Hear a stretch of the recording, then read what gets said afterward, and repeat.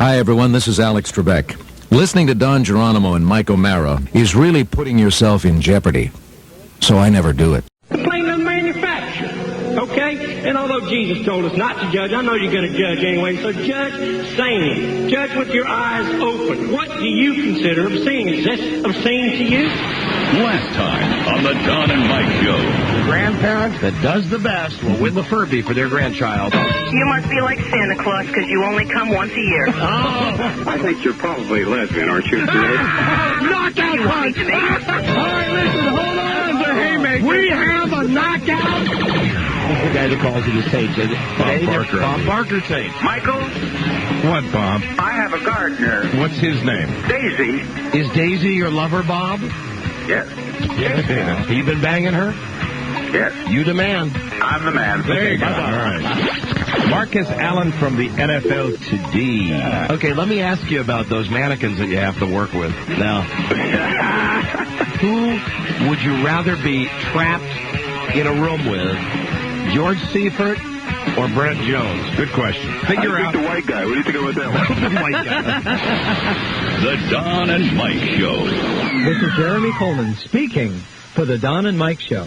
Happy Christmas and a Merry New Year. Hey, little lady, come sit on Santa's lap. So what do you want for Christmas? Oh, Santa, what I really want is a Don and Mike Christmas.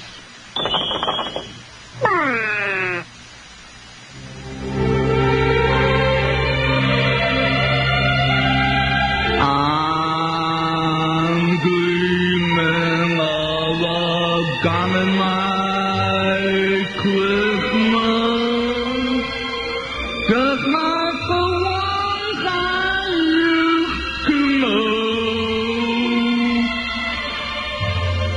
where the radio gods glisten and the masses listen to hear them buzz falls on the show.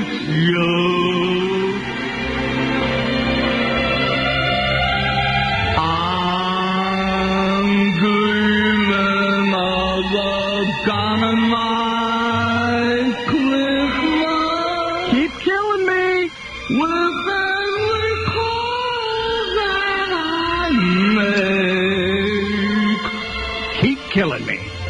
May they always allow me to call, and they all give me all. Keep killing me.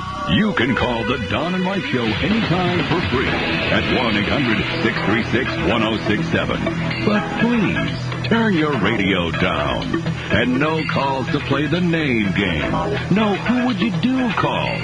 No calls about rating women. And no calls asking when are we coming to your town. That's 1-800-636-1067. It's the Don and Mike Show, and they'll say what they wish. Where else would you rather be? Right here, right now. This is the spot. Hello, Santa. Hi, poker buddies. Poker buddy. Poker, I hardly knew her. Good afternoon, Mr. and Mrs. George Seiferts and all the ships at sea. Despite Henry Hyde's request, they will not resign. So here is Don Geronimo and Mike O'Mara.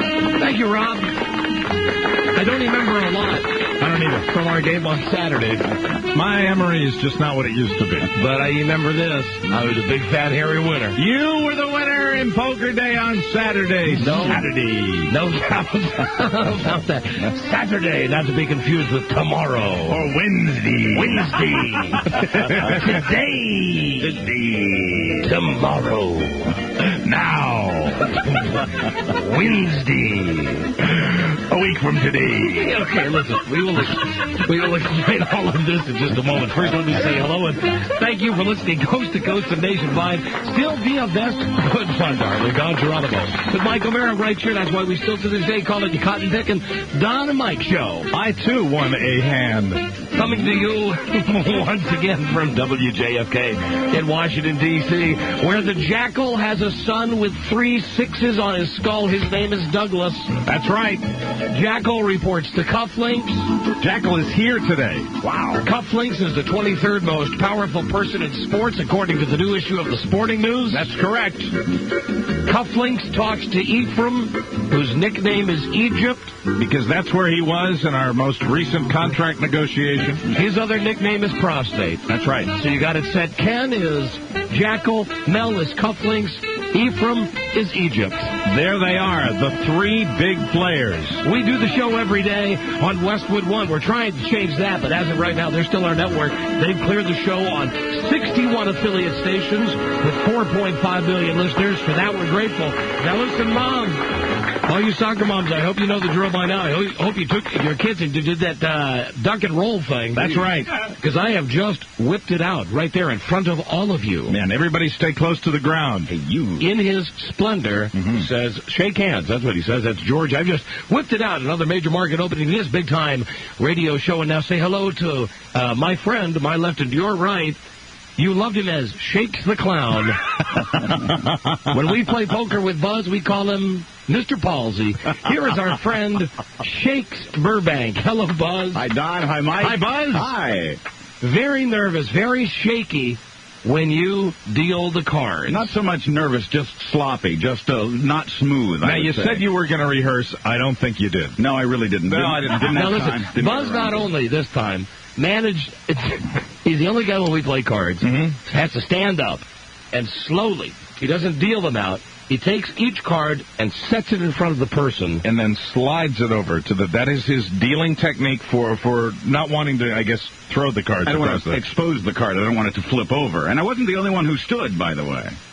Who else stood? I don't remember now. Somebody else stood to deal. And how many times did you spill Eric Bickle's beverage when you were trying to deal? Just once in very tight quarters. Well, more than once, Buzz. No, but then at the very end of the game, when we played low hearts, high spade. Right, and it was showdown or whatever, the last hand. Yeah, no, Buzz won his money there. The big winner at the end of the day went home with money. Hooray! Unlike some of us.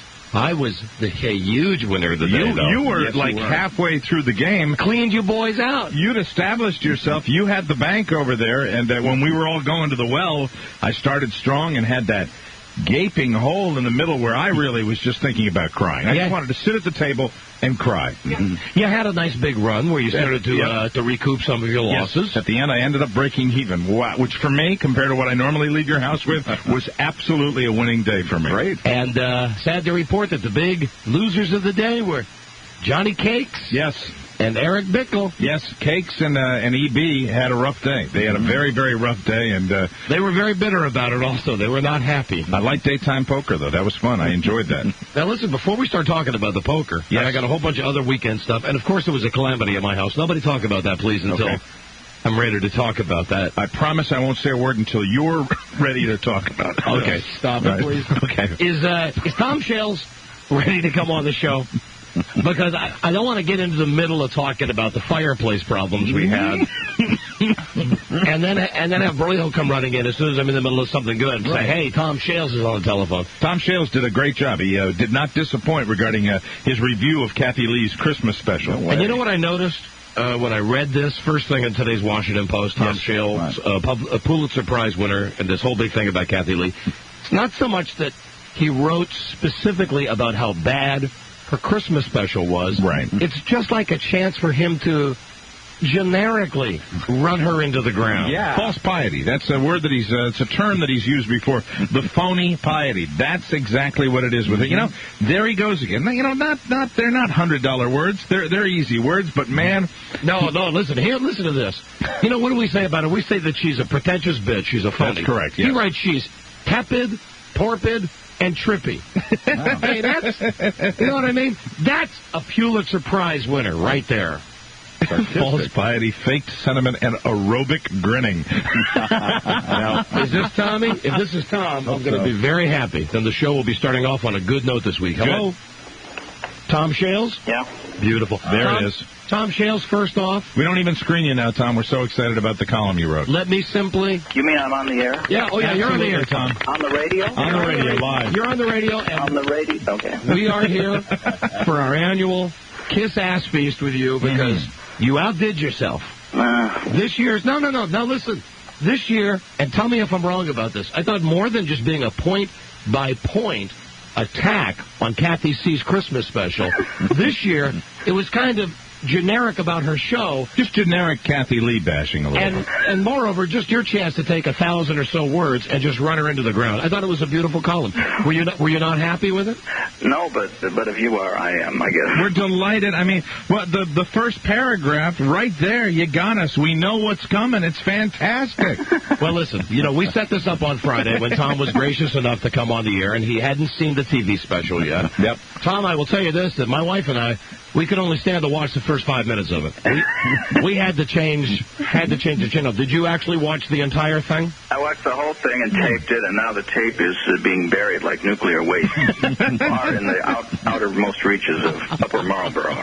Well, this is Tom Shales, Washington Post. And how many newspapers did this review go to today, Tom? Well, it'll go to about 100 in a slightly edited form. There you go. After the lawyers get through with it. No, there's nothing litigatable in it. All right. Let me give you just a couple of highlights. I got some Christmas music going here. A little Mannheim steamroller to accentuate things. And I'd like to point out that these are my feelings. I am not an educated man like Tom Shales. I just say she's a phony. I can't stand her. Tom, these big words, you kill me. It's fantastic. Here's the headline, which I don't think Tom writes. No. It says, Kathie Lee bah humbug.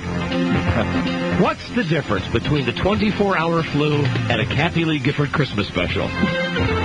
23 hours! That's what I said about the first paragraph. It was great. I could have really stopped there, I think. No, I'll tell you could have, and you would have crystallized it. You wouldn't want to catch either one if you could help it. But when CBS refused to make this year's edition of the agonizing event available in advance to TV critics, one such critic, instead of being grateful for the unintentional kindness, was tempted to tune in anyway to see how or if things have improved. He should have known better. Big mistake. There you go. The special had more aura de horror than holiday glow and proved punishingly similar to previous efforts. In other words, it might have been called I Saw What You Did Last Christmas. And the one before that. Now, tell me something, Tom. I'm going to break in here for a second. Just this beginning part. Yes. Is this wrong? Off the top of your head, you just sit down at your laptop and start typing this? Off the top of my lap, yeah. What did you say? Yes, whatever you said. I mean... No, it's right from the heart, though, too. Okay. Yeah, there's a passion. The top of my heart and the top of my head. Mike, that's what I wanted to know. Is this is easy for you to write because it's passion. It's what you really think, right? Sure. Well, plus she's a pretty easy target. I mean, she never learns from her mistakes, and she keeps plugging away there. And maybe she got good ratings. Honestly, I don't know yet. I should tell you, though, and one of the things that's refreshing about a column like this is, she is an easy target, but this is a woman who in many, many publications across the fruited plain is deified. You go into the supermarkets and you can't pick up a magazine, Good Housekeeping, Red Book, where they don't say she's all over the struggle of Kathie Lee and her wonderful triumph. And so this is just, it's nice to see a little balance. Just desserts. Okay, let's get back to it. I'm sorry, but, you guys egg me on, but I'll get lots of hate mail on this. I'll just sort of forward it over there. Oh, yeah. You know what, Tom? If you'll send your hate mail to us, I promise we'll read it on the air. Every single one. Okay. The actual title for this year's exercise in false piety, fake sentiment, and aerobic grinning was Kathie Lee Gifford. Christmas every day. An appalling prospect any way you look at it. This is the kind of TV to be watched, not from the couch, as it were, but while peering out from behind it and using it as a shield, as if perhaps an air raid or some other sort of massive bombing were in progress. You try to give it your wholehearted attention, but that, see Tom Shales, C7, hold up. But that isn't easy with a half-hearted production. Gifford does, of course, give the impression of throwing herself into the project. With a vengeance, some might say. And yet there's always the sense of the cut rate about the show. You're fantastic. You find every way to cut her down, man. This year's version, which aired at 10 p.m. Friday on CBS, an odd hour for a family-oriented show, was taped in Beaver Creek, Colorado, featuring the U.S. Air Force Academy Cadet Choral and the Denver Young Artists Orchestra as Gifford's accompaniment. What do these two groups have in common? They work cheap. Yeah. They're composed of amateur or semi-pro musicians who probably do not have union cards. Again, I'm going to stop it there to give you a tip of the hat. I never would have thought to come at her like that. That's beautiful, Tom. Well, you know, I suspect CBS pays her a large fee to produce the special. Anything she doesn't spend, she keeps. So I think that's why we get these amateur musicians from the Air Force Academy. And I think we read between the lines, and I think you have crystallized it once again. You've identified the lust of money that this woman has. All right, now we're going to get to the good stuff here. The real meaning of Christmas. Sure. The cast also included, naturally, Gifford's two children. The fidgety but cute little girl Cassidy, 5. One of the few nice things you write in the column, Tom. But even wrote that she's fidgety, though. That's right. I had to put fidgety in there. Well, yes, she's fidgety. Lots of kids are fidgety. Hardly got to say one word. And the brightly polished Cody, 8, who was reluctant to shut up during a session of questions from the Bible about, yes, the real meaning of Christmas. There's nothing like being lectured about the real meaning of Christmas by a heavily coiffed Vegasy diva wearing a bare-shouldered black evening gown and braying into a handheld microphone. Said guest Pam Tillis accurately to Gifford, "You are bad. Look at you." Yes, she is. Tillis's face bears at least a slight resemblance to Hillary Rodham Clinton's. An appropriate name to drop, since both Gifford and Clinton have suffered the public embarrassment of hubbies who famously philandered. You got it in there, Tom. Way to go. I didn't know how you'd get it in there, but you got it in there. Bravo. Way to go. But wait, hold on. We're getting up to... Every year I wonder, how is Tom Shales going to describe the appearance of Frank Gifford? And it's coming up. Here we go. Hubbies who have famously philandered. Gifford's husband, Frank, rolled out onto the stage in his usual quasi-mummified state, was videotaped in a hotel room with a 46-year-old former flight attendant in 97. He's sported a sappy sheepishness ever since. Beautifully done. Now, we are to believe Frank's been forgiven and the marriage is stronger than ever. Or at least Kathie Lee is stronger than ever. She looked like she could bench press a horse. The woman is tough. The woman's got grit. When Kathie Lee attacks a song, she takes no prisoners. And the victim is always left lifeless on the stage. You have to admire her tenacity, if not her audacity. And, Tom, I'll tell you something. Stop the music, please. That's like a little Johnny Cochran there. I like that. You know, if it does not fit, you must acquit. That's like, you have to admire her tenacity, if not her audacity. That must be my influence. Sure. Beautiful. Very nice. Okay, hiring Tillis was a good idea. Since her singing may actually be more irritating than Kathie Lee's. It's that they're hog-calling kind. Now, there you go with the Pam Tillis fans, too. You're going to get a few letters from them, Tom. Tillis sang a medley of Those Sacred Tunes, We Three Kings, God Rest Ye Merry Gentlemen, and My Favorite Things. Oops. How'd that last one get in there? With great difficulty. At one point, Tillis actually sang, We Three Kings of Our Favorite Things. The bill also included NSYNC, one of those teenage boy groups that flit by every so often, except its members actually range in age from 17 to 27. Their clothes don't fit and they don't project the sexual aggressiveness of Backstreet Boys or Boyz II Men, or any of the more popular such... Aggregation. Wow, hey, that's one hell of a word, Tom. Yeah, that's a good one. Aggregation, that means like other stuff like, right? It means groups. Groups.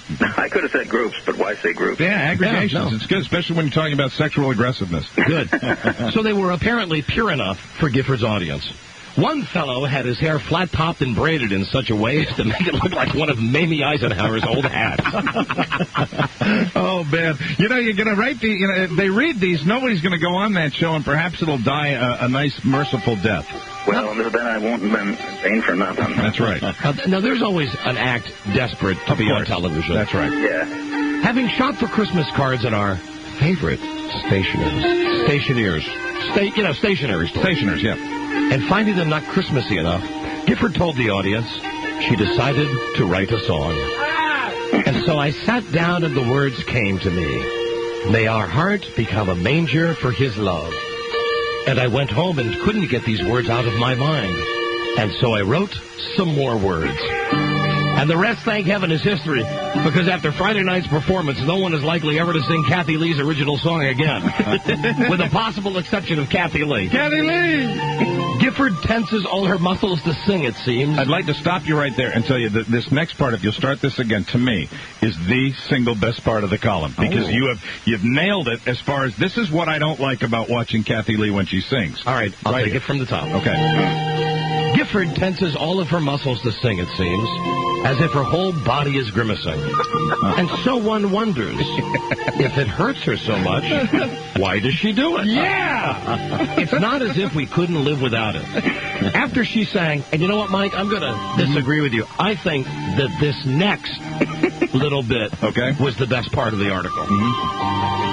After she sang, Have Yourself a Merry Little Christmas, the same song popped up in a commercial for Glade air freshener. Except Glade's version was more emotionally affecting. And then you come to the triple T's, Tom. Tepid, torpid, and trippy. The special trundled on. You got 4 T's there. You got tepid, torpid, trippy, trundled. Bad writing. That's fantastic. Losing momentum rather than gaining it. Where, is a cable outage when you really need one? At least Gifford gave fair warning. She was out there singing from the very beginning. A medley of Sleigh Ride and Let It Snow. Please, one might have prayed, in the name of all that's holy. Let it stop. Let it stop. Let it stop. Bravo. Oh, yeah. Tom Shales.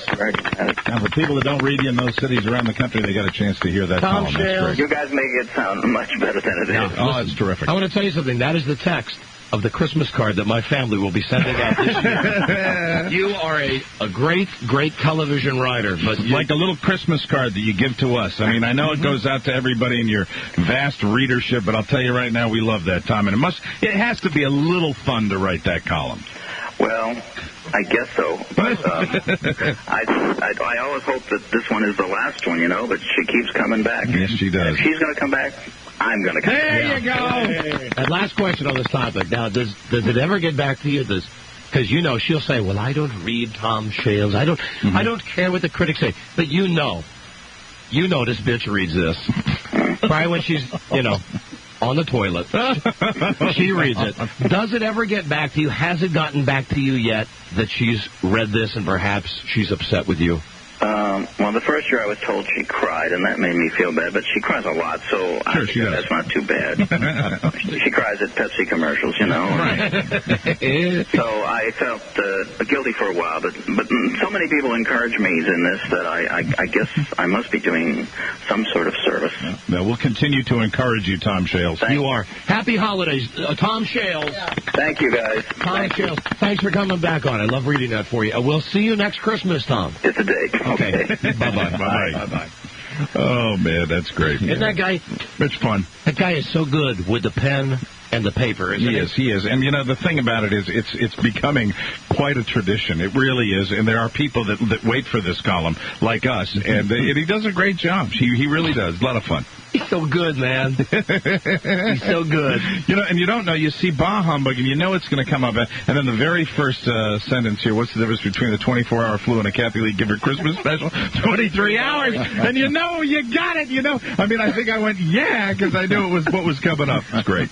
Like I said, then we'll change the topic because we got lots to talk about. Not so much even a critique of her special, which sucks. Just like the opportunity once a year to aim the cannon right at her big fat head. Right. And boom, he fires, man. Tom Shales, great article. We urge you, for our listeners who can read. He gets the joke, ladies and gentlemen. We urge you in your newspapers around the country to read this. And if you can't read, have someone you love read it to you. Yes. Very good. Because I don't do it justice. That's terrific, man. That's a lot of fun. Because you just got to sit and reread it a couple of times. And the Washington Post took the the syrupiest, sappiest picture of Kathie Lee with Pam Tillis to put on the cover of the Style section. It was great. Christy's good. It's as if her whole body is grimacing. I know. If it hurts so much, why does she do it? Why did she do it? Have yourself a Merry Christmas. And a commercial for Glade. I know. Except Glade's version was more emotionally effective. That's right. Tepid, torpid, and trippy. The special trundled on, losing momentum. Way to go. And you know one other person that has the same reaction as you and me on the He'll Never Let On? Who's that? Regis Philbin. Oh, absolutely. You got to know when Regis was taking his dump this morning. No, he's just laughing out loud. He's sitting on the crapper and he's going, Joy! Oh, this is great. Joy! Regis, what are you... And his wife comes to the door. Regis, what are you doing in there? Joy, they said that the Glade air freshener commercial is more emotionally affecting. God, that kills me. Huh? Reg, your prostate. You've been in there so long, my Reg. Oh, man, it's great. 23 hours. That's the best. I got to call Gelman, and Gelman's right in the tub, right next to him. And halfway through all of that, when he's laughing and having just a big old, just a giggle fest, then Kathie Lee calls. And then he has to go like, oh, I got to talk to her. They're so unfair to you with your talent. I don't understand why they bashed you. You don't worry. You're fantastic. Goodbye. Yeah, meanwhile, he's got the whole thing memorized. That's fantastic. Well, that's how you start a show with a Pulitzer Prize-winning writer and my dramatic reading of the greatest column that Tom Shales writes every single year. The thing about that, you don't need to watch the special. All you have to do is listen to this show and hear the column, and you're all set. You really don't need to watch it and go through that agony. I mean, like I said, I'm free to turn on for about 5 minutes on Friday night. Right. And she finally said, listen, I know you like watching this to goof on it, but please change the station. It's agony. Because she was doing that. Sleigh bells are ringing. No. Are you listening? It really doesn't even fit, does it, into the so bad it's good category, because it's just passable pablum garbage, and it's her false piety, which is, riddled throughout the special. You gotta hate her to get into it. Yeah. You really do. You gotta have a passion to hate her. And I love the way that he gets on GIF. Oh, yeah. Because he's right about GIF, man. Come on out of the oxygen chamber, GIF, and come do your appearance on the Kathie C Show. I'll be right there, Kathie. I'd be interested to know what the ratings were for that also, because they buried that with a 10 p.m. time start. 10 p.m. for the Family Hour. The Family Hour, that's when they put it on CBS. Hello. Hey, Don, you got the munchies? Cody Gifford calling right there. Hello there, Don and Mike Show. Yeah, is this Buzz? I'm sorry, who's this?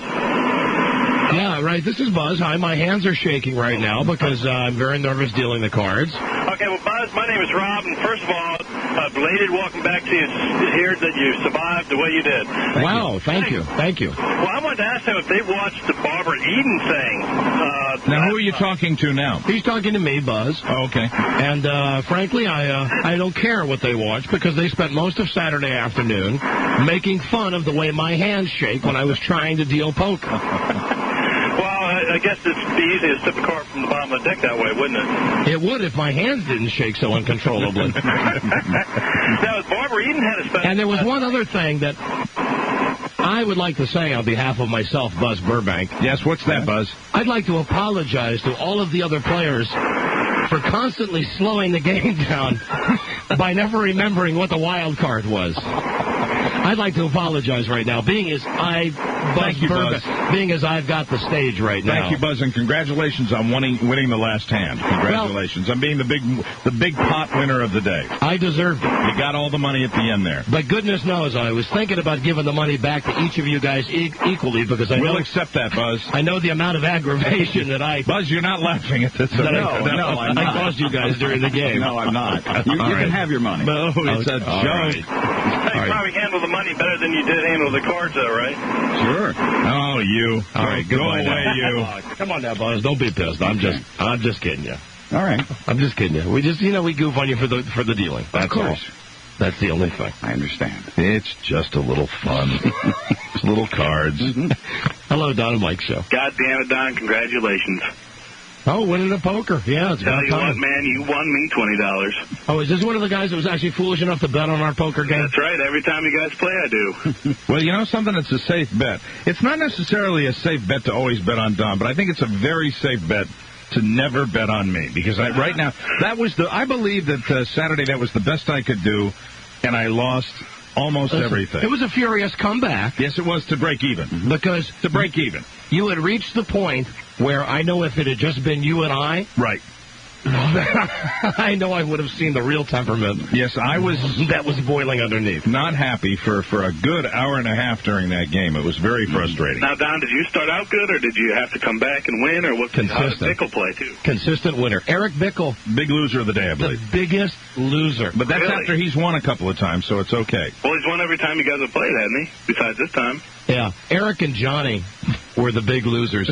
Although, you know what? I'm here busted on Buzz's ability to deal the cards. Mm-hmm. I am equally retarded when it comes to knowing what I have in my hand. More than one time. When, everybody's trying to bet and stuff. Right. When, the game was still in progress. Yes. I just laid down my cards. You weren't the only one that did that. Everybody got excited. But the one that did that more than anybody, Johnny Cakes Auto, who would say, I got a full house. We haven't finished betting yet. And one time Johnny said, I got a full house. And he laid them down and he went, look, 9, 10, Jack, Queen. Everybody went, where's the king? He went, well... Yeah, I thought he had a straight, and he didn't have a straight. Yeah, right. So then he recounted his cards. Let's see, I got 9, 10, Jack, Queen, Ace. Well, I don't have a straight. There you go. No, but I did the same thing. Anyway, congratulations, Don. Merry Christmas to you both. Thank you, Betty. Thank you. Yeah, Rob also won some money. Well, Rob wins. Rob wins every time because he's the dealer. He's actually the money guy, the banker. And so Rob will come into a game with probably $5 and usually go home with $300 to $400, depending on the amount of money. The banker doesn't give you any advantage. I only won $27. You're cracking me up. Yeah, the banker doesn't have any advantage at all. I won one hand. Look, Carrie, I won one hand. And I've got $400 here. Well, I think you about broke even. Yeah. Buzz, I'm 20 in the hole after the sandwiches. Buzz, you about broke even. I made about $15, actually. There you go. Well, now that doesn't... How could that be, then? Was there that much money? Well, he won... Oh, he won the last hand that was $8, right? Yeah, because we had that all that money in there at the very end because it was the last hand, and I liked that. And then we played a quick game of Showdown, and you liked the Texas Hold'em game that you were so skeptical of. Loved it. Well, I loved it because I won at it. And kudos to Rob for learning that game and showing us how to do it. And it was a good game. Yeah, I didn't mean to pussy out on you guys at the end. Everybody wanted to make these big bets at the end, right? Because I had won my $30. I wouldn't make any bets. But that's the way to do it. That's smart. I would just bet 25 cents, and I'd say, nah, forget it. I'm out. It's not like, we're playing the high stakes anyway, as we count our nickels and dimes. $30. $30, it adds up. I paid for the movies. We all went to the Star Trek movie on Saturday night. And if you'll notice at the end of the game, too, I was like, let's up the stakes. Let's up the desperately clawing my way, trying to somehow put money into my wallet for a change. Hello, Don and Mike Show. Yeah, Don and Mike, I love you guys, but I have to respectfully disagree with you about the special this year. What special? Down and it... Well, hold on. Whoa. Slow down. You talking about Kathie C Gifford? Yeah. Oh, please. Oh, my God. Excuse me, can I just say something? The song she sang, the original song she wrote, I'm commissioning for the church that I sing for. Well, I think that's one of the dumbest moves I've ever heard. Oh, well, it's a good song. And that's that's the CFCW, right? The Church for Challenged Women. Just in time for Christmas, you came along. Oh, she was setting us up. Just in time for Christmas. The same lady. Yeah. You're right. Bravo, you got us hook, line, and sinker. It's the same lady that called on Friday, right? Yes, it is. There you go. Bravo to you. Come on, you hate her as much as we do. Come on, get out of here. Hello there, Don and Mike Show. It wasn't GIF, I don't think. Hello, Don and Mike Show. Damn, I got to learn another language. He didn't like the Kathie Lee special. Didn't care for it, Buzz. That's that guy. We're going to have to kill that guy. We're going to have to kill him. That's New Year's resolution. We're going to kill him. Got to kill him in 99. Yeah, no other punishment. Just kill him. Don and Mike Show. Hello. That guy just calls up to say dirty words. Hello. Oh, you know what? I had to delay him out twice, so I can't even go back to the telephones now because he said so many dirty words. He's a very bad young man. A very bad young man who will be punished by death. Listen, as long as I got a chance here. Well, we should do what commercial said anyway. All right. Let me preview today's show, okay? As if having a Pulitzer Prize-winning author on was not enough. Tom Shales, fantastic guy. We got some more stuff about the poker game to tell you and how I almost burned down my house again with everybody there. Yep. Also today, Leah Remini's coming on the show. She's the star of King of Queens. And tonight, our picture goes up on the refrigerator of the set of King of Queens. Tonight is the night, our network TV debut. Yay. Tonight is also the first night of Hanukkah, or as you Jewish people call it, Chanukah. Chanukah, that is the correct pronunciation. And the guy will be coming in with his dreidels. Dreidels. Dreidels for Chanukah. That's right, and his latkes, potato pancakes, or latkes. Yes, named after, what's his name? Andy Kaufman. Gravis. Andy Kaufman on Taxi. Latke Gravis. Tonight is the first night of Hanukkah, and the guy that comes in with the potato pancakes and the dreidels and educates us as to what Hanukkah's all about, he's coming on the show today. I don't want to put any pressure on this guy, but I'm looking for an updated, upgraded dreidel this year. You know, the ones we've had in years past are nice, but it always seems to be a little better each year. So I'm hoping that perhaps the dreidels are made out of a metal.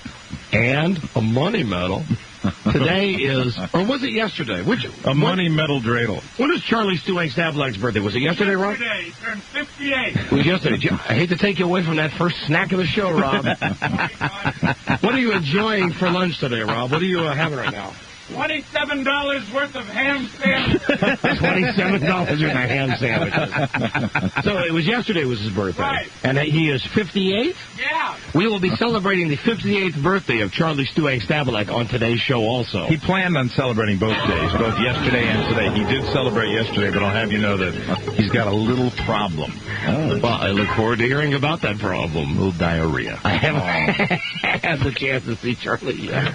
Ate a lot of his favorite foods yesterday. And listen, all this week, special stuff every day, because it's the last week before Christmas. Right. Friday, we're giving away $5,000 to one person. Oh, boy! To pay off all your Christmas credit card debt. And if you want in on that, be caller number 100 right now at 1-800-636-1067. Good luck, and then we're coming right back. This is the Dawn and Mike Show. This is the Dawn and Mike Show.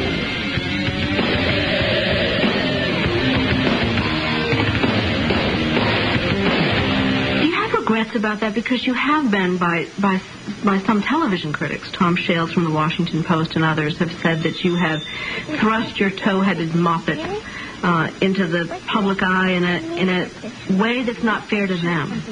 Well, it's interesting that those kinds of criticisms usually come from people who don't have children. The man is a good writer, and that's it. Somebody that I respect a lot in the entertainment field was trying to explain to me why certain writers are so sort of vicious. And he said, you know what, Kathie, I think they somehow think you're this mouthpiece for the radical religious right. Keep killing. I told you it would work.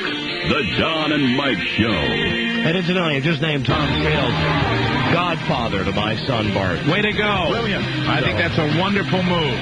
So now, technically, he has kids. Of course, I have to run that by my wife. She'll say it's okay. But, honey, he writes that great column every year about Kathie C Gifford.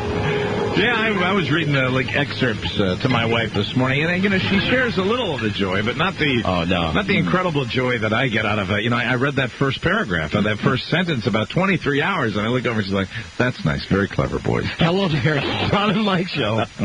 Hello. Hi. Hey, caller 100 time, and it's you. Who is this, please? This is Cheryl. Cheryl, where are you from? I'm from Las Vegas. Cheryl, thank you for listening on 105.1 FM. You have won a toy. A sex toy. Wow. Yeah, that's right, a nasty toy from the Forbidden Fruit. Forbidden Fruit is a store for erotic adults. They're on the web at forbidden-fruit.com. But wait, there's more, not just a Christmas dildo. There's plenty more. You've also qualified to win $5,000 that were given away on Friday's episode. One person wins $5,000 to pay off all their Christmas credit card debt. Thank you very much. And that is courtesy of Mortgage and Equity Funding Corporation. Their phone number in 703 is 691-8345. So please make sure you're listening on Friday's episode, okay? I will be. Because if you don't listen, you can't limb. That's correct. I will be listening. Thank you very hard. Hold on, please. And that is according to Spob Reback. And we will be having another Furby giveaway today also. Oh, my God. I'm not sure if it will be violent or not, but I know this. I know that every time that we've tried to do a nice, warm, and fuzzy Furby giveaway, it blows. But every time we do one where we pit people against each other like animals going for one piece of meat, it's always killer. It's always fantastic. And I think after, a long weekend in the malls on Saturday and Sunday, I think people are ready to maybe duke it out today. Yeah. I know I would be. I logged a little time in the malls. I'm ready to smack somebody. Did you really? Oh, yeah. Yeah, absolutely. We went to the movies on Saturday night. Was it crowded there, too? Christ, what a mess it was. It was a Star Trek movie, so I was there with all my Star Trek brethren. Lots of them wearing the costumes with the communicator pins and all. The whole theater kind of smelled like sweat and bad wiping. I'll say this. Let me just say this about going to the premiere of the Star Trek movie. You're going on the first weekend that it's out. Okay. The one good thing about that is because all of the people going to see that movie the first weekend are so into Star Trek, like no talking during the movie. Ah. And on the rare occasion that someone would actually have their bag of popcorn and you'd hear this, a million heads at once would turn around and you hear, how are we supposed to enjoy this film if you're going to be rattling your popcorn box? That's the one thing that was fantastic. Of course, on the downside, because this is, and keep in mind this is a relative term, the funniest of the Star Trek movies. Real laugh riot right up there with Adam Sandler. You would think you were watching The Waterboy, the way that the people laugh. And isn't it always like some space-related dry remark that sends them into convulsive laughter? Here's the first joke. The first joke is that they got to have dinner with a bunch of squirrely-looking aliens, and they're putting on their dress uniforms, and Deanna Troi comes in and says, hey, listen, they don't like eating regular food. They eat flowers, okay? So then Picard says something like, well, perhaps we should get together a big bowl of chrysanthemums and some daisies. And they, it's like, in the theater. It's like, Patrick Stewart saves me. This is just what this film needed, a little levity. Oh, that's so funny. I love it when Data cracks a joke. That's when it really makes me laugh. And you know what? And keep in mind, I'm a Star Trek fan, and I will tell you that I like this movie. I like this one better than the other two. Oh, good. This movie not only did great at the box office, but well received by the critics. Oh, but they're making Data, too goofy now. And would Data approach MASH's overuse of Jamie Farr towards the end of the run? Yes. I mean, as a matter of fact, it would help Data's character if they would start dressing him in a dress like they did with Klinger. He's a supporting character who is now taking point on a lot of these movies. Listen, the pecking order is Picard, Riker, Data. You know what I mean? Poor Worf is way down there. Geordie LaForge, that's a cameo, man. And the doctor, the good-looking redhead doctor, she must have had 5 lines of dialogue in this whole movie. Really? Yeah. Is that Beverly Crusher? Right. Yes, Dr. Beverly Crusher. That red-headed doctor. I cannot believe you are referring to the woman who, for the longest period of time, well, I'm past her, Mike, was the total object of your affection, and now she is referred to. Dr. Beverly Crusher is the red-headed doctor. Yeah. Now, Deanna Troi. Looking good again? Ooh. Very strong. One very nice scene where she's in a bathtub with Riker. Of course, you don't see anything because it's all bubbly and everything. No tig old bitties? She's got him, though. Oh, yes. She's got the tiggest bitties. Always has been a handsome woman. She does. And Riker had the tig old donor. You know what I mean. I mean, unfortunately, the words big and boner start with B. You can't do it. I can't do the tig old biddies thing with him, but he was obviously aroused in the scene where he's in the bathtub with her. I mean, not obviously aroused. I assumed, and of course, when you assume making an ass out of you and me, I thought that he would probably be aroused being in the bathtub with her. So he had a wig booty? Yes, he did one. He had a Wig Ole Boody. A Wig Ole Boody. A Wig Ole Boody. And Data, listen, he's supposed to be an android robot. Right. Who is like there, if everybody else on the Enterprise goes crazy, you got Data there. Who knows what to do? Here's like the whole big thing with Data now. He's in the water. They're in a pond. They're in this big lake. They've all had to jump off a dock into this water. He's got a Pobot Renus, right? Yes, he does. Okay. And it's rard as a hawk. Constantly rard as a hawk. He's constantly hawk rard. Constantly. Makes him a good alien. So here's what they got him doing now. And of course, when he was on TV, the guy kind of did look like an alien because they didn't have real close-ups and stuff, and you couldn't see that they just like put mascara on his face. Yeah, I know. I've seen even the trailers they run now. They got such extreme close-ups of Data that you can tell that he looks like somebody that's going on a Saturday night at midnight to go to the Rocky Horror Picture Show. So one of these women that they find on this planet, she falls into this river, this pond, and she goes, "Oh, I can't swim." So, of course, Picard jumps in, wearing a Starfleet uniform, swims out to save her. And Data swims out there, too. They get out there, and Data goes, "If I am immersed in water, I can become a flotation device." And, like, that's the level of dialogue that Data has. Was that when Picard climbed on his back? And mounted him. And then the movie really picked up steam. And that's where all the Trekkies, like when Data starts doing his crazy shtick, right? That's when they're really just gales of billowing laughter throughout the theater. I would say the average Trekkie probably identifies with Data more than any other character. I mean, he's the type of, he's their guy. He's their guy done well, you know? And not that much shoot 'em up. Really? You know? But at least, unlike other Star Trek movies, not that preachy.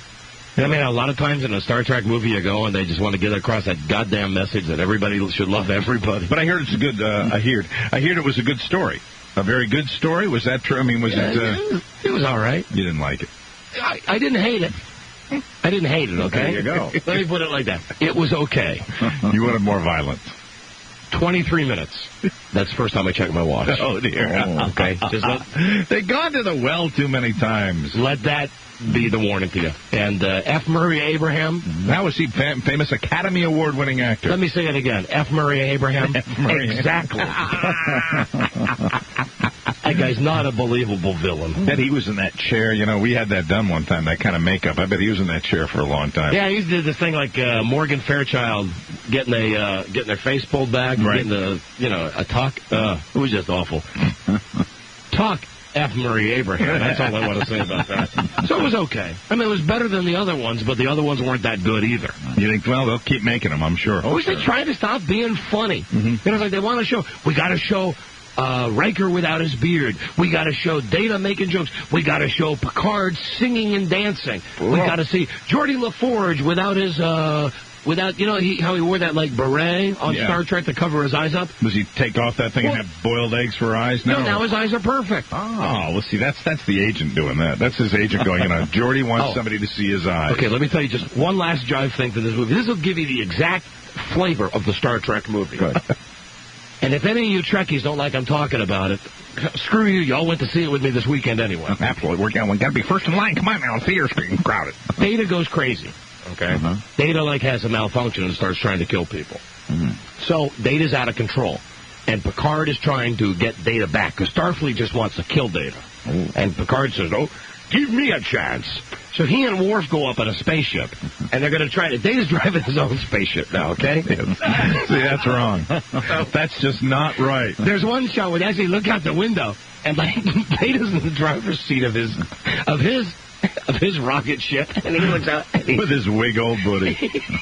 Picard. Was he driving the spaceship with his Wig Ole Boody? Just like Tommy Lee, Mike. Just like Tommy Lee in the Pam Anderson video. Look at that spaceship move. So they're driving along, and Picard's like going, "Data, it's Captain Picard. Pull over, man. Pull over." And Data's not doing anything. So then Picard says, "Mr. Worf, do you know who Gilbert and Sullivan are?" And Worf goes, have they been recently assigned to the Enterprise? Oh, God, they're not going to sing a Gilbert and Sullivan song. Just wait. Picard says, before Data went nuts, he had been working on singing Gilbert and Sullivan tunes. So now here you go. Here's the way that they're going to distract Data so that they can shoot him down. Picard starts going, oh, hoy, oh, hoy. Yeah, Pirates of the I Penzance. see you now, my boy. And then while Data's going crazy like and firing his rocket gun off, he starts singing too because remember, unconsciously, this was his last memory. So he's like going, pshoo, pshoo, pshoo. Ahoy, ahoy. And then Picard says to Worf, you got to sing it with me now, so we distract him. And Worf goes, Captain, I don't know the words. Well, then on the screen, on their little computer screen, the words come, and it's got the bouncing ball. Sure. That's what they can do in space now with that technology. It's bigger than the Internet. Christ. Yeah. Mitch Miller right there in the spaceship. So Worf was able to sing, too, and did Data snap out of it? Yeah, well, of course, yeah. When Data, they fooled him, because when Data got immersed in song, then they beamed him down to their ship, and then they were able to turn off his button. His switch. Where was his switch located? Well, normally, right by his Wig Ole Boody. That's what they had to do was pull on his Wig Ole Boody. You know, I mean, I don't want to rip the movie apart because I had kind of a good time with it. But it's like I'm watching this and I'm going like, what, you know, they're singing? Why are they singing? They might as well sing Gilbert O'Sullivan rather than Gilbert and Sullivan. Alone again. Naturally. And like the Trekkies were going crazy like, oh, this is good on so many levels. You know, it's serious drama. They're flying the rocket ships, but look, look, Picard is singing, Worf is singing, Data's singing. Yuck. It's next to his Wig Ole Bectum. Yeah, that's where the switch is. And this is the type of laughter that I heard in the theater. Data let off a good one. So I don't know if I would give that a thumb up or a thumb down. I didn't hate it. It's a watch checker, though. Yeah, oh, definitely a watch checker. See, I've gone in with the advantage of having Charlie Stossel, our movie man, tell me that the movie was only a little over 90 minutes long. See, that's a bonus, too. And under any circumstances, that's a good bonus. Still, I still checked the watch. Still had to check the watch. Not that good. Not a good sign. No. Sort of a bucking 4. Yes. An absolute bucking for, Mike. Oh, we're getting dangerous now. A mother bucking for is what it was, really. If you want me to be... I had to delete myself. Like, it's hard to say effing honest. Yeah, because honest has no, honest, good consonants on the front of it. The H is like...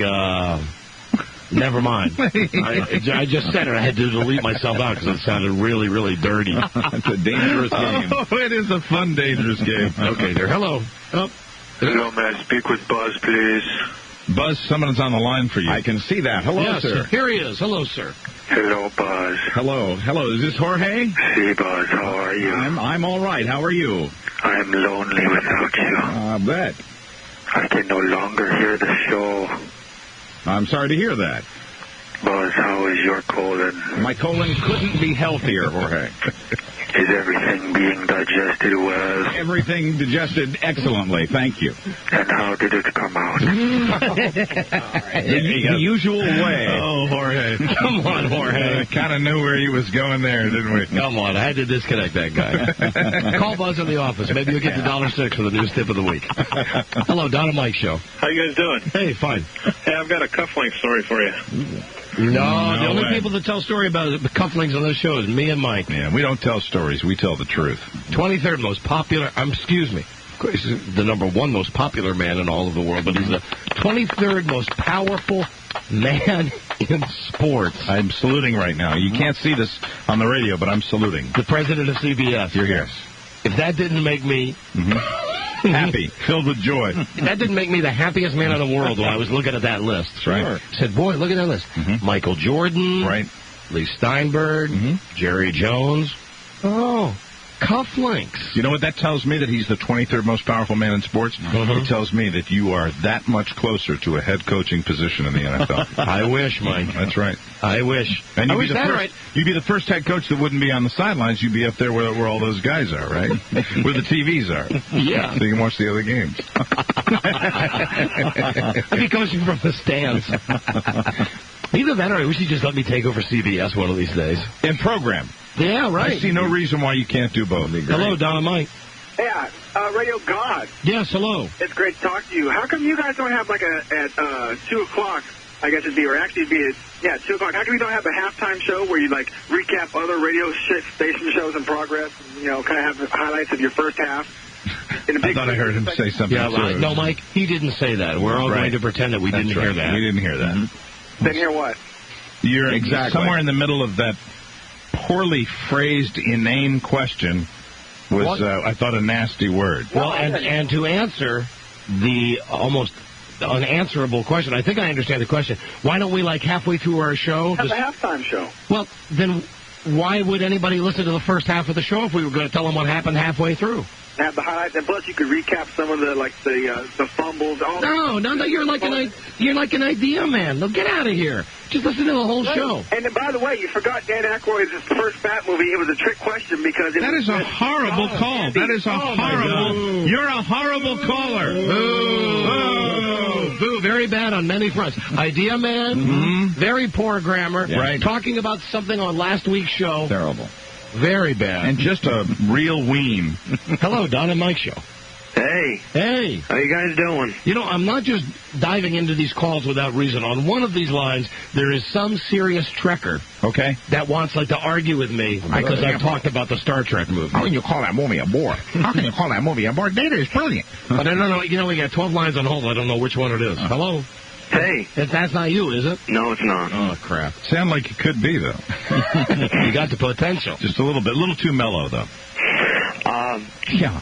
They take you off in Burlington, Vermont. Yeah, we understand that. Our station changed format there. There's nothing we can do about that. What am I going to do? Mm-hmm. Eat lead, sir. Move to where the food is. I will find it. Those are the two options we've given you. Either kill yourself or move somewhere where the show can be heard. That's what I'll do. Okay. Good man. Thank you. It's a little tough when you're up there in that part of Vermont, to move all the way down here to, to Washington, D.C. Or actually the closest would be he'd be able to go down to... Can he go to Portland, Maine or something? Portland, Maine or Worcester. Good shot. Sure. Yeah. Cape Cod, We're all over New England. Sure. F Burlington, Vermont. Yeah, boo! F. Murray Abraham. Hello, Don and Mike Show. Hey, what's up? F. Scott Fitzgerald. F. Lee Bailey. Don's turn. I'm trying. Give me a second. F. Ross Perot. Oh, F. Ross Johnson. Oh! That's a real one. Yep. Because your F. Ross Perot is just a... That's right. Didn't he have it, though? Didn't he use it for a while there? H. Ross Perot. Okay, so you got F. Ross Johnson. F. Herzog. That's from Rodney. Hey, hold on a second. Somebody's calling me on the hotline. Hello? Boo-boo. Yes? The Chex Mix is back. Ooh. Oh, thank God. Listen, you don't know. You should see the look on his face, Frida. I know that look. You don't know the withdrawals I went through this weekend. I'm on this diet where I eat the same thing every day. Mm-hmm. I have a huge salad, and I have, red meat for dinner, and the only treat that I allow myself to eat is cheddar cheese Chex Mix. Sounds good. No fat, very low carbohydrate. I get a couple of handfuls of that a day, and it satisfies my need to eat bad food. And they discontinued it for a while? Well, no, I'm the only guy in the world that buys it. So he starts to like something, and all of a sudden there's a run on it at the grocery store because they're not used to someone buying it in such mass quantities. It's the same with Diet Cherry Coke. It's the same with the syrup he puts in his coffee. And do you know what else? Funny, you know what else? Green Giant, broccoli, and cheese. Before I started buying it, you could go in the store at any time. There'd be 20 canisters of it in there. Now you go in our Safeway, it's never there. Well, you know what they do? I think they have a very delicate formula for stocking and restocking. And if somebody throws that out of whack, you're going to go a week or two without having your favorite items in there. So all weekend, I'm constantly saying to Frida, because I can't drive for a month, saying, please, take me to the grocery store. You have to take me to the store. And I would run in for 1 second. I'd say, damn, they're out of my Chex Mix. Is it a brand name, Chex Mix? Is that what it is? Chex, yeah. CHEX, the brand name? Right. Not generic or anything, like where you get it with a shovel. No. Although I was desperate enough that I might have. And I did buy the traditional Chex Mix. Right. Which just didn't cut it, man. You want the cheddar cheese flavor. I love that stuff. Well, I tried to buy it when I was buying his supplies, as he calls them, at the grocery store, and I thought I almost lost my job as wife when he saw that I had bought those until I explained that they were out of them. But I cleaned. She bought the traditional Chex Mix. You're set to the year 2000. Well, good. And listen, All right. you can't argue with the results. Today we had I'm putting on my suit because we have a Christmas party Friday night. I put my suit on. Suit that I bought about a year ago, and then I had it taken in 4 months ago. I put it on today, the pants fall down to the floor again. That's I good. lost so much GD weight, so we had to go back and have the suit altered again today. Terrific. We could have had 2 suits made out of that suit. You cannot argue with my odd diet. It works, baby. Whatever works, that's what's key. I need that Chex Mix. I desperately need that. I need that to survive. All right. Well, you're okay now. Okay, I love you. I love you too, boo. Very good wife. All right, good. Thank you. Very good wife. One of the reasons those suit pants fell to the floor was both pockets were full of that cheddar cheese Chex Mix. That stuff's killer, man. It sounds I good. stopped by the carpet store, too, and I found out honey, I had to buy an entire new carpet. Honey, I haven't even talked about me almost setting the house on fire this weekend. Okay. So don't blow All it, right. Dad. I haven't talked about that yet. All right. Well, All the right. good news was there I can replace just that section of the house that you burnt down. I don't have to replace that whole carpet. That's good news. That's good news. Okay. Goodbye, sweetie. Love you. Oh, listen, that Star Trek movie. What did you think of that? It was good. I enjoyed it. There was humor in it. It wasn't a big shoot 'em up. It wasn't all machismo. It was a lot of sensitivity. I liked it. See, everything I said. Okay, honey. I'll see you later. Bye-bye. Bye. All right, now listen. Excuse me. Yes. Do we have time to do the break before Leah Remini? Well, she's made us wait before. Charlie, can she wait through one brief commercial set? Where's Charles Broyhill? Waiting for Charles Broyhill, who will come in here in a moment. Our producer. Charlie Broyhill. Perhaps he's... Hold on, here he comes. He's making the turn. Any food? Can she wait? Yes. Okay, What's the all right, matter? thank you. My ribs are really sore. Why? From playing football yesterday. Oh, all right. I was going to feel sorry for you. No. I thought you really had like a problem. It didn't look I do like have your a ribs. problem. It looked like, He was playing for the Redskins yesterday, Mike. Hey, we win. That's weird. Do your ribs make you walk like you got a problem down near Data's Switch? Does that hurt to laugh? By his Wig Ole... by his Wig Ole Bectum.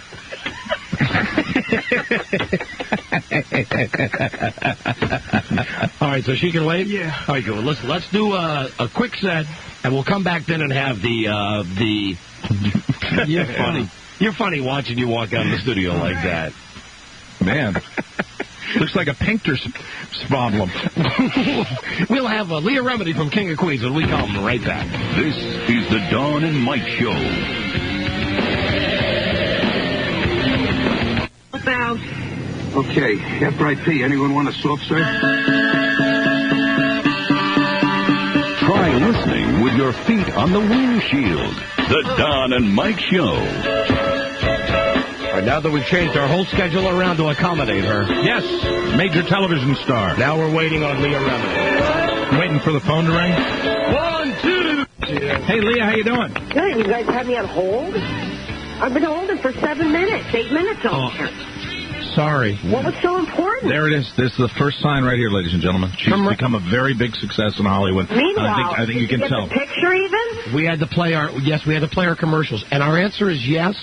We received the picture. Good. We received the beautiful letter that you sent us, and your beautiful lips that were on the beautiful letter. We cannot tell you how delighted we are with the success of your show, King of Queens. Absolutely. And how delighted we are that you have made yourself available to us. Always. I think it's because of you guys that we're doing pretty well. Oh, please.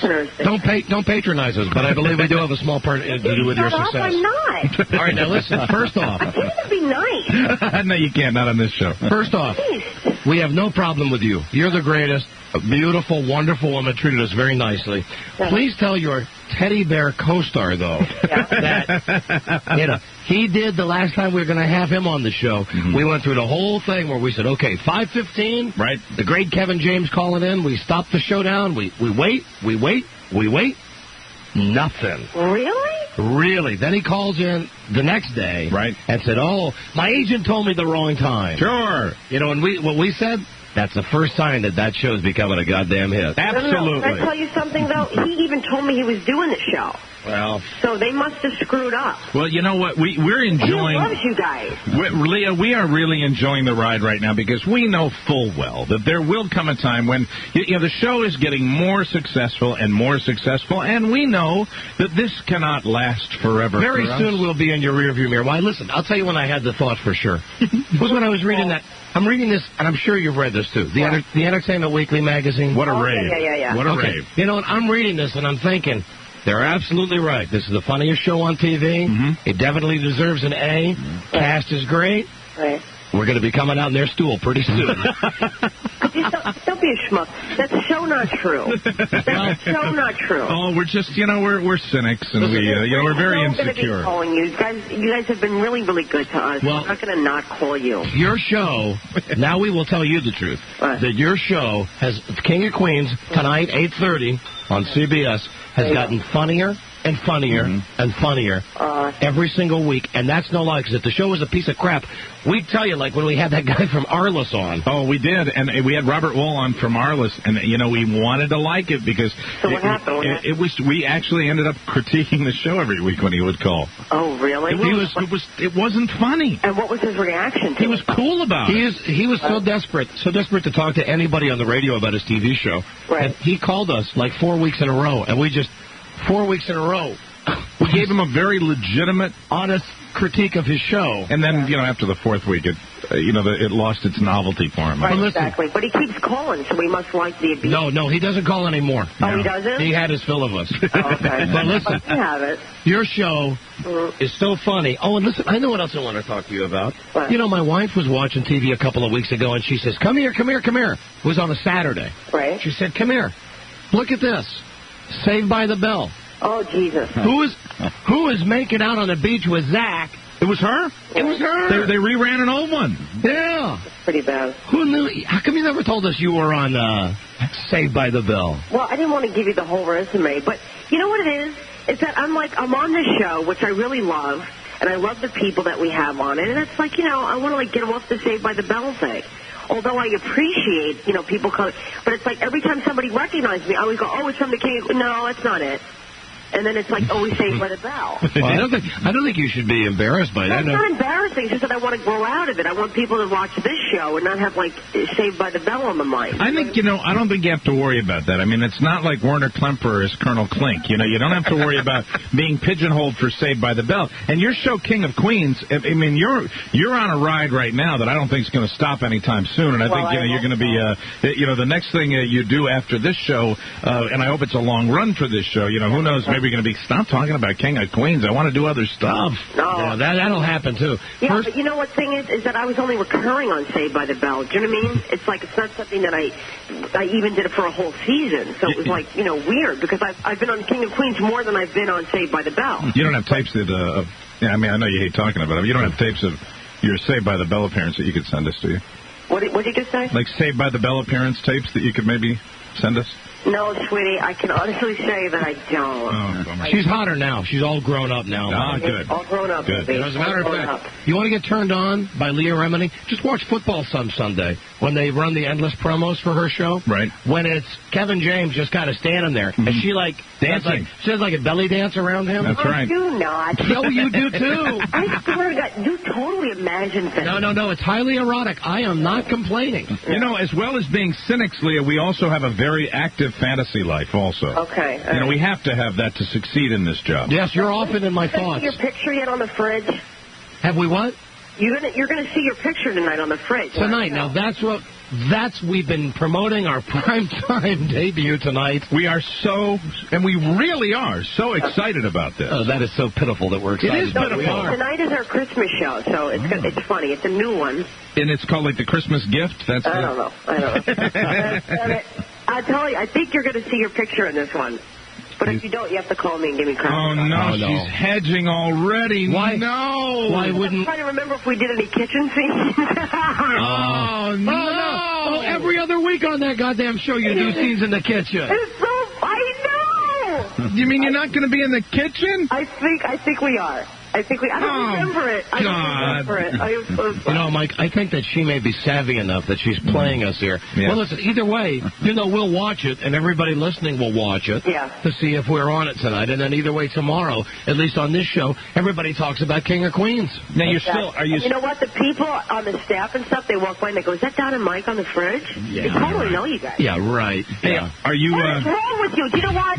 When I'm nice to you guys, you don't believe me. That's right, we don't believe you. Your callers call in and start yelling at me.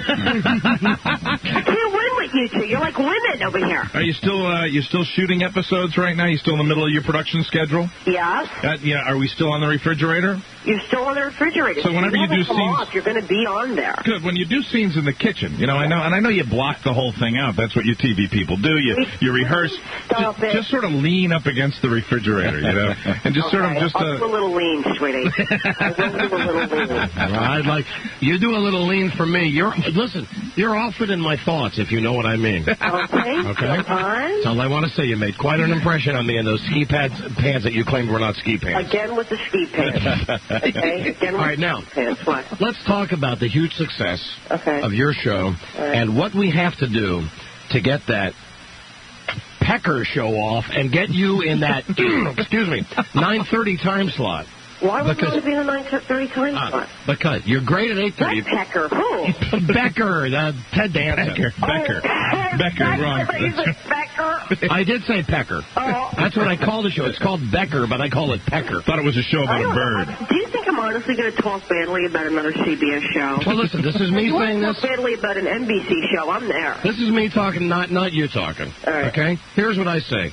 Bill Cosby does not give the King of Queens the lead-in that King of Queens needs. Look at how you guys perform with such a crappy lead-in as Cosby. Now, if the lineup is like this, Cosby, Pecker, Everybody Loves Raymond, King of Queens, you guys, you're averaging about 12 share now. We get about 12 million viewers. Absolutely. Listen, I'm fine with our time slot. We're up against Conrad Bloom, so I'd like to keep it that way. No, tonight you're on against Caroline in the City. Well, that show sucks, too. Yeah, you kick ass against that. Yeah, that show sucks. So that show sucks. And on Fox Melrose Place, nobody watches that anymore. Right. Monday Night Football, you only got 2 more weeks. And listen, when football is over, look out. That's when your show totally kicks in. Magazine cover time. And that's when we don't want you to forget us. When in February, when they say the biggest surprise of the season is the incredible rise of King of Queens. That's it. Listen, record this. We will never forget you. We will always be available to talk to you. Oh, you liar, but it's okay. I'm not a liar. What is wrong with you two today? Listen, I'll tell you how devoted I am. We want to know the plot of all your episodes. There's the episode where Kevin, you go to the Jets game where he has to propose to you guys to do something spontaneous for you. There's where Jerry Stiller gets that. Who is that beast that Jerry Stiller was supposed to be banging? The old actress? Oh, yeah. Brenda Vaccaro. Oh, and what about her? What a beast. Christ, what happened to her? She's adorable. She's big as a house. Here's a nice thing I want to tell you. Your scenes, hold on a second. I know you're excited. Calm down. I know you're very excited. Go ahead. I won't interrupt you. You go ahead. I'm just trying to give Leah the recap to let her know. She knows you watch the television show. All the shows. She knows you watch the television program. I just want to establish my side. And remember, Mike, my side is your side. I now bow the floor to the fine gentleman from Virginia. Bully! All I wanted to ask you about Stiller. I always mention Stiller when you guys are on this show. You seem to really click with him, and are there going to be more scenes with you and Jerry Stiller? Yes. Good. They really, really love Jerry, and we do too. I mean, he really does make us pee. So we'll see more of Jerry. You do see a lot of him in the later episodes. So, like tonight, it's basically about us three. So good. Yeah. Good. Here's what I was thinking, Rob. And he's in this current episode that you guys. We're just taping it this week. Any chance of any incest between you and Jerry? I mean, I know he plays your father on the show. Well, I've come on to Jerry a few times, and he's not into me. How could anybody not be into you? And we just recently met his wife. Actually, you should talk to Kevin. I said, when you talk to Don and Mike next time, and they go, hey, Lee, look good in that dress, tell them, the sick things that I do off the set. There you go. This will really, really get him going. That wouldn't bother me. That'd be a good plot line, I think. Yeah. So you should ask Kevin. Fire off a story idea to them. That would be good. What? I should give you. We're just talking about story ideas for your show. I think that's okay. Yeah, the incest storyline would be. I think it would slay everybody. It really would. Yeah, but that's for sweeps. We got to do that when we really need to. For sweeps, we want to save that for later. For sweeps, I got you in a three-way with Jerry Stiller and that guy Spence. Yeah, the other guy. Yeah. That's what I got. All three of you in bed together. Well, listen, you are. Well, who's that? That's my boyfriend. Let's not talk about him. Oh, boy. All righty. Let's not ruin this conversation by talking about him. You still very much in love with your boyfriend? Yeah. I am, but he just told me that he dropped soda all over my new tiles. Oh, boy. I'm not too happy with him right now. I'd leave him. Yeah. Your boyfriend, the lottery winner. Are you kidding? Being with Leah Remini? Because I'm such a prize. Good. You are. You should play, He should play the lottery every day. Play your birthday. Yeah. No, he loves me. He's a doll. Well, he should love you. He should thank the day he met you. Absolutely. Yeah, he does. So you sound to me. Last thing about you. You sound not to be quite as insecure as you've been in previous weeks. Now, what do you mean? Well, what I mean is, I don't mean that in a bad way. I'm trying to say something nice to you. I'm trying to be nice to you. Okay, what do you When we've had you on before, we've talked about how the show's a success. You've always said, no. We're just trying to get renewed. We're just trying to get 23 episodes. Now, I'm hearing some confidence. That's not a bad thing. Confidence is a good thing, Leah. No, don't say that, because now I'm going to think, now the show's going to get canceled, now that I'm not, I have to be insecure now.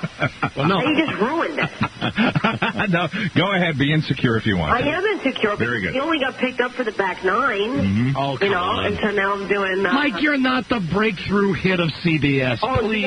You know what I want to tell you? What? I'm doing Access Hollywood today, and I heard you guys have a big thing for Giselle, don't you? Oh, yes. Oh, yes.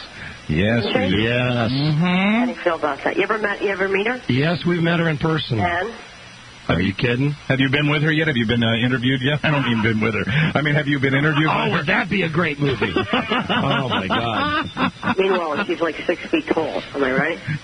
So you haven't seen her yet? You haven't been interviewed by her yet? No. You know what? That would be fantastic. Who would you do? Mm-hmm. Who would you do? Leah Remini or Gazelle? Now, is that fair, being that she's 6 feet tall, perfect bones, perfect boobs? Is that I mean this.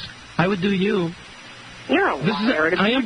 I swear to God. You're so lucky. No, he is telling the truth, This Leah. is a game. You're so lucky I cannot curse. He is telling the truth.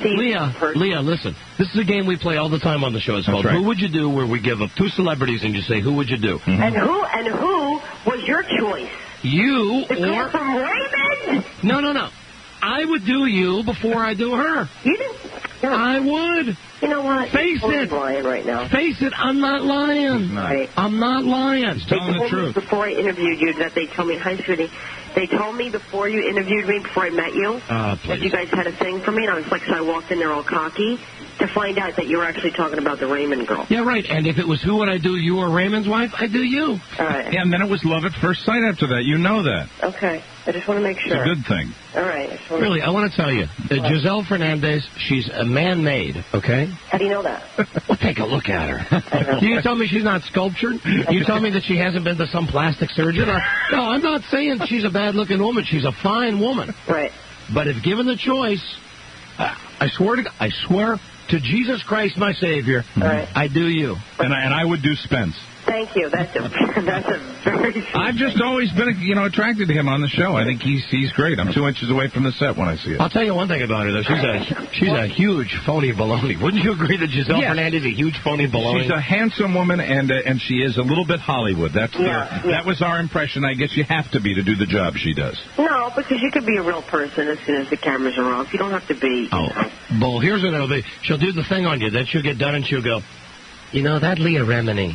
She's funny and perky and really nice. No. And she give that phony smile. As soon as the camera's going to see you, go, I hate her. She's such a bitch. Yeah. Did you see her give me a dirty look? Look at her. I hate her. So, see, but more of this is coming your way. These exclusive interviews. Everybody wants a piece of you. That's what's happening now, you see. I don't know whether you're aware of it, and I know you like that insecurity thing, but things are going well for you. I want to tell you that. All right. Correct. So what is she going to talk to you about today? No, I'm not being interviewed by her. Oh, Actually, they're coming and they're decorating my house for me for Christmas. Oh, so you're totally selling out for a segment for them.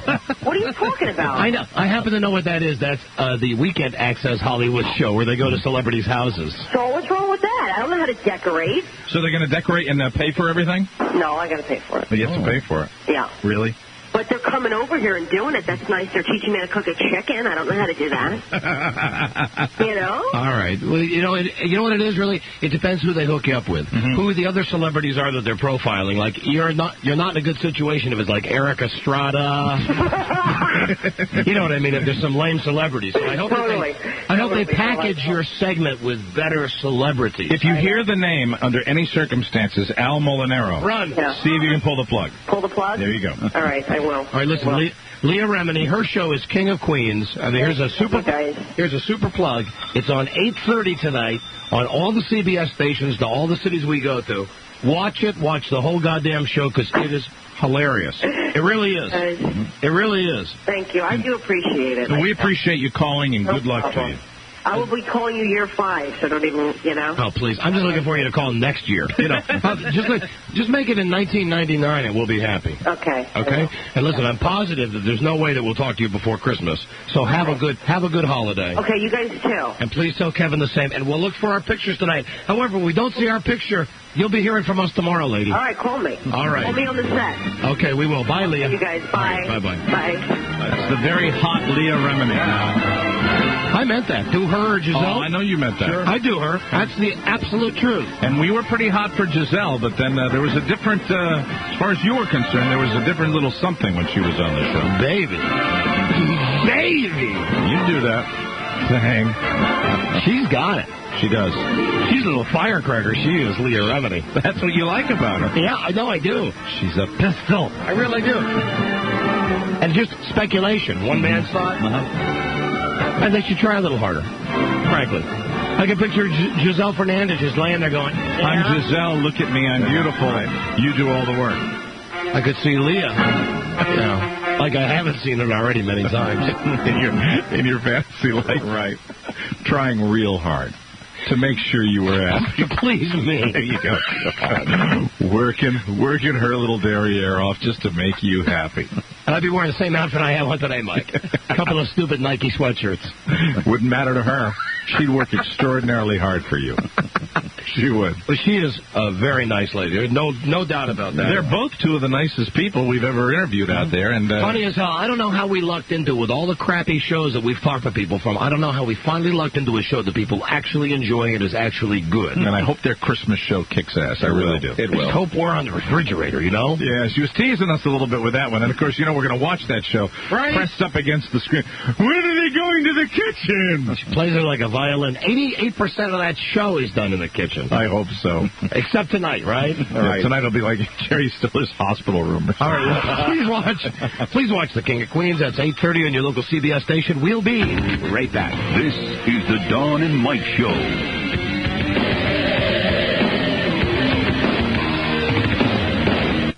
The honor and the integrity of the Who Would You Do segment on this show, you just can't.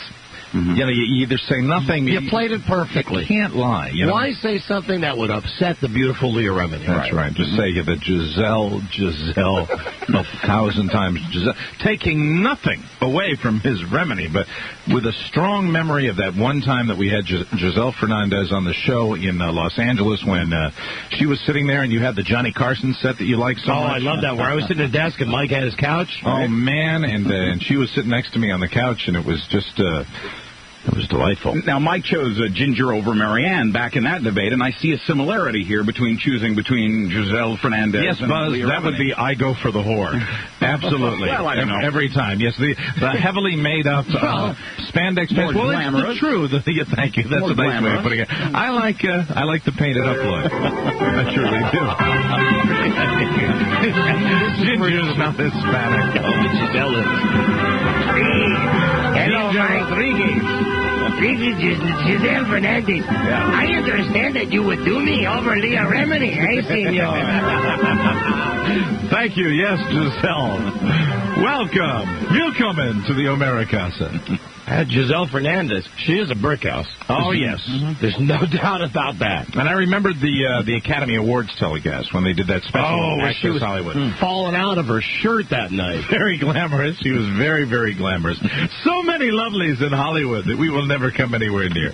Right. But I got my dreams. You do, and we were talking about Leah during the entire break there. Yes, we were. You know, would she? Yeah, she really would. Oh, yeah. I really do think that. I think if you got the two of them in bed, right, separately, Giselle Fernandez and Leah Remini, right, who would try harder to please her man? It's ridiculous. I mean, seriously, Leah Remini 1,000 times over. I think you're absolutely right, and I think because Giselle has been at it a while, and she has a knowledge of her beauty, I believe. She struck me as that when we interviewed her, that she knew she was a hottie. Right. Whereas Leah probably knows she's a hottie, but she doesn't want to show that she knows she's a hottie. Right, so she would work hard. She would do more stuff for you. She'd work harder, probably, for your pleasure. Whereas Giselle would probably expect you to do all the work. I would, and I do so gladly. I know you would. Hello, Donna Mike Show. Yep, hold on a second. You know what? Something's wrong with these telephones. Hold on just a second, please. Look, see, I just punched line 4.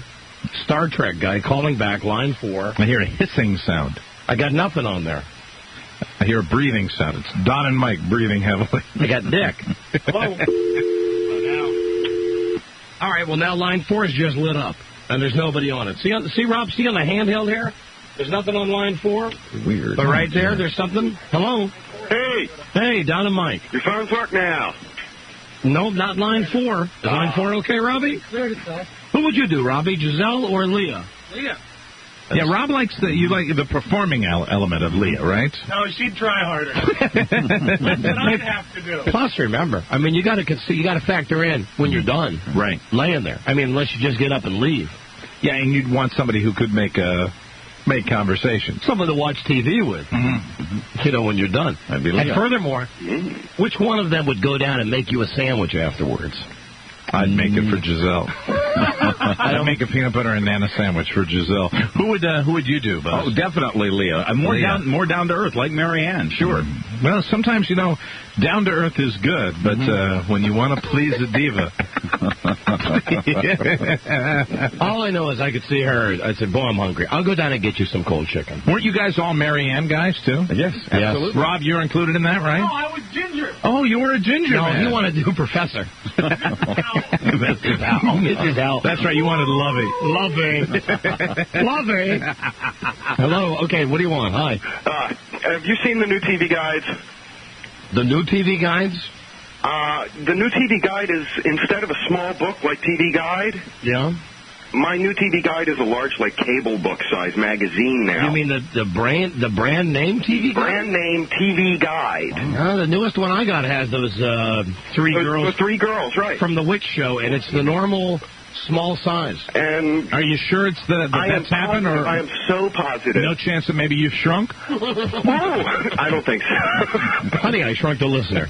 No, I'm up here in Baltimore, and that was the new TV guide for sale. You know what? You should. This is just a quick check to see if you shrunk. Go down, go to the toilet, sit on it, and if you fall in, you'll know that, that it's you and not the TV guide is. Land of the Giants. Maybe they just did that for Baltimore. No offense, Baltimore. Well. It's really bad because you know how they'll go across the page and they have, like, in the middle on the day, the whole chart of everything. Or everybody in Baltimore is shrunk. You go to the refrigerator, you get something out, and all of a sudden you find you have to, like, get on your tippy toes to reach the handle. No, I'm reaching the handle right now. I'm going to close it and open it. I don't know. All I can say, maybe you got the special Tard version. It doesn't sound very plausible. The TV Guide has changed sizes. TV Guide for Tards. The super big. The one with the coloring book in the middle. TV Guide. Tard TV Guide. Hello there, Don and Mike. Yeah, hey, Don and Mike. Hey, Baldy. Hey. Hi. Hey, what? Sorry? Hi, Don and Mike. Yes, turn your radio down, please. Okay. That sound was confusing me, man. Oh, sorry. Hey, I wanted to comment about the Star Trek movie. Yes. What did you think about Donna Murphy, the girl that played Anish?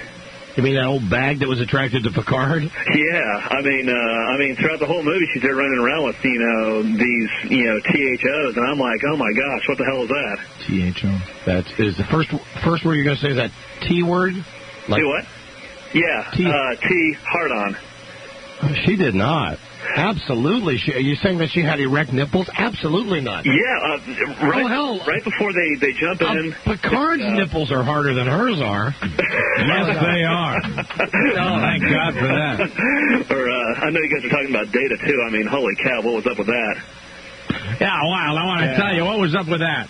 That's wild. You ever go to an airport? It's crazy. Takes all day to get your luggage. Wild. Bad airline food. No, the woman that's Picard's love interest plays a woman who in the movie is 300 years old. And for my money, she looked like she was 300 years old. Hello? Counselor Areola. Don and Mike show.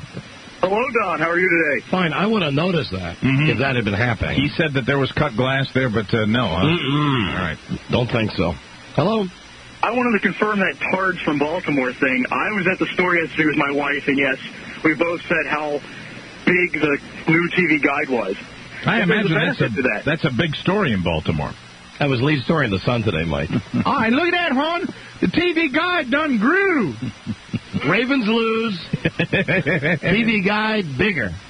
Man, I tell you, two things I'm concerned about. Marty Bass still bald. Will Cal be playing first base? And look inside the TV guide. Hello. Have a crib cake. Don and Mike show. Don? Yes. Hey, yeah, this is Jim from Baltimore. I just wanted to confirm that the TV guides on sale on the stands are very large, but when you get it delivered at home, it's still the right size. So the magazine, the newsstand copies are large. That's right. Yeah. Everywhere? No, all these people calling are just from Baltimore, Mike. Right. Ah, just from Baltimore. Me smell a trend.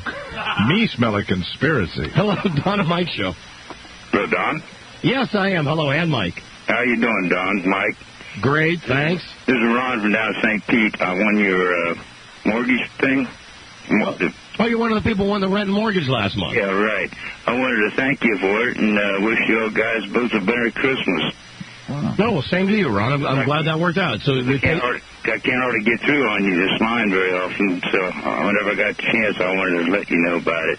I remember you. Remember when I said, what does an old dude do listening to our show? I'm going to kick your ass. Yeah, there you go. Good man. I never did get my phone sex, though, from your girl there. Oh, from Christine? That's right. Hey, Christine, pick up line 5, please, right now. Please pick it up. Line 5. Christine? Hi. Give this guy some phone sex. Hello, Don and Mike show. Yeah, Don and Mike. Yeah. The TV guides. What do you care? By the way, something. Why do you care? I'm just answering the call, sir. Don't kill the messenger. You know, we have to respond to the issues of the day and things that are making people talk and things that are concerning and frightening people. And everybody in Baltimore is very concerned and frightened, Mike. Here I was, driving into my local convenience store. I look over at the magazine rack. The TV guide, it's about to eat me up. I was scared. Hey, hon. How's Cal feel about that? Here I am, popping open an Eddie Bow, and I look over, the TV guide is the size of the whole inner harbor. No, hon. Hello. Hey, Don and Mike. Hello. Hello there. This is Don and Mike show. Okay. When I say Don and Mike, hello, Don and Mike, you should be able to. Yeah, I hear you. Unless work that through, unless you're calling from Baltimore to tell us about the new larger TV guide. Or nervously calling with a prank call. Oh, I'm sorry. How are you guys doing today? Fine. Fine. I got ejected from your show on Wednesday, and I was wondering what I missed. What do you mean you got ejected? I got thrown out of the show. You got thrown out of the show. What does that mean? Oh, I know what he means. He means the live show that we did Wednesday night down at the Bayou. Right? Exactly. Why did you get thrown out? It's kind of a long story. I don't know if you want me to tell you, want me to say it on the air or not. Were you too young? No. Were you too drunk? I was fairly drunk. Did you get into a fight? No, I was... Did you expose yourself? I was in the bathroom. the ladies' bathroom with all right. a friend of mine. Goodbye. Hello, Dynamite Show. Hello? Yes, hello. Just FYI, I was in New York last week, and the TV guides on sale there. Oh, my God! In magazine size. They're everywhere. No. Who is this? Size Virginia. Who is this? Saddam Hussein? No. They're over there, too, the TV guides. Big TV guide. Yeah, so what you're saying is you were in New York, and they had the large TV guides also? Sale last We can't ignore this incredible news story. Well, Mike, I find it very bothersome. I agree. You're being short-changed. What? I think you're being short-changed in the immediate action and get the regular-sized TV guide. Immediate action, Mike. Well, I just told people are seeing these on newsstands and, for the love of God, not touching them. Hello, Don and Mike Show. Hi, hon. Hi. Hey, hon. How are you?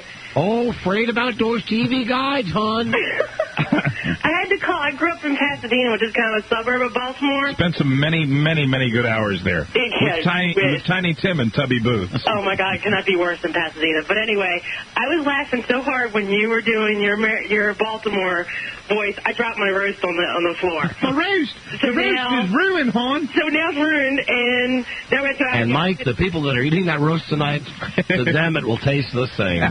It's in the garbage. Oh. That's right, hon. It's the best roast in town. Hello, Don and Mike Show. Hey, Don. We have to get out to eat tonight.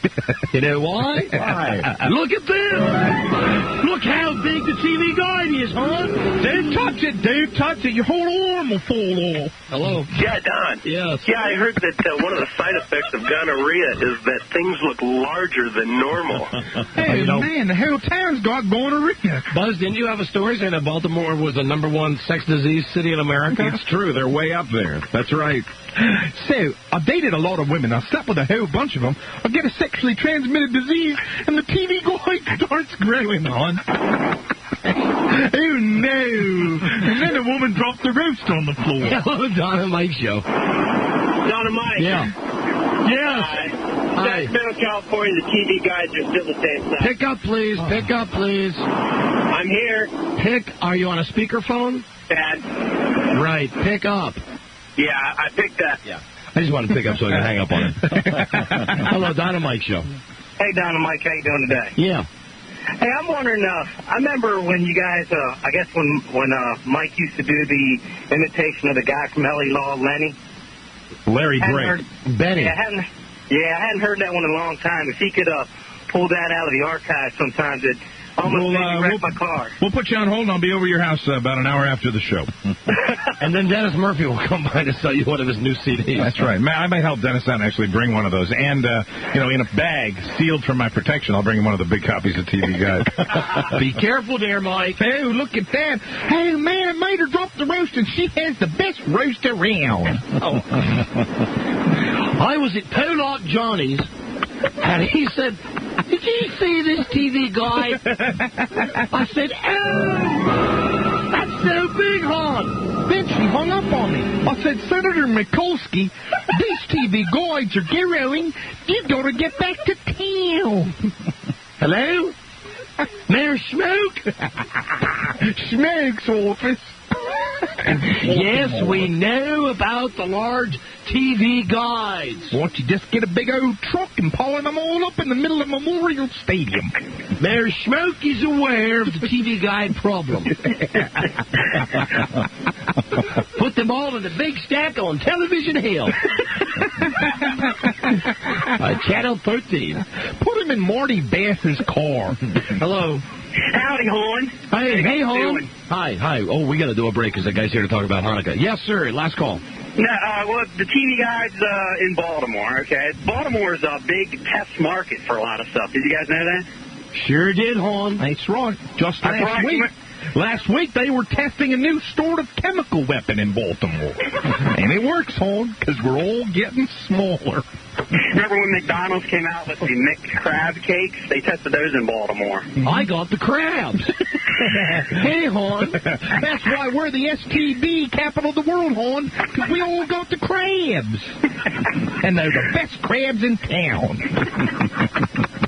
All right, goodbye. All right, get off the phone. Goodbye. Let's clear these lines out right now. Take caller number 100. Oh, Roy. Add 1-800-636-1067. We will give you something man-made from this planet and qualify you to win $5,000 that we are giving away on Friday's episode. Hey, Albert Bill, welcome to town. Here's a TV guy. Oh, my God, it's huge.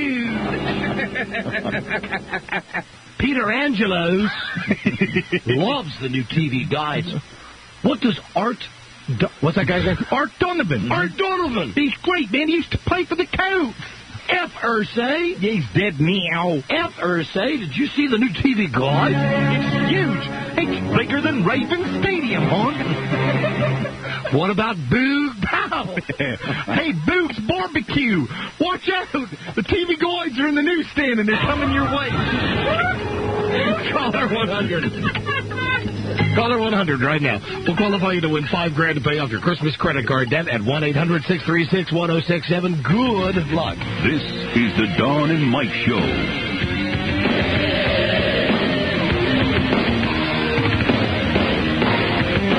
Yeah, man. Now, because I wanted this day to be perfect, I knew a fire would be a fantastic touch because it was kind of cold and gray and misty and gray.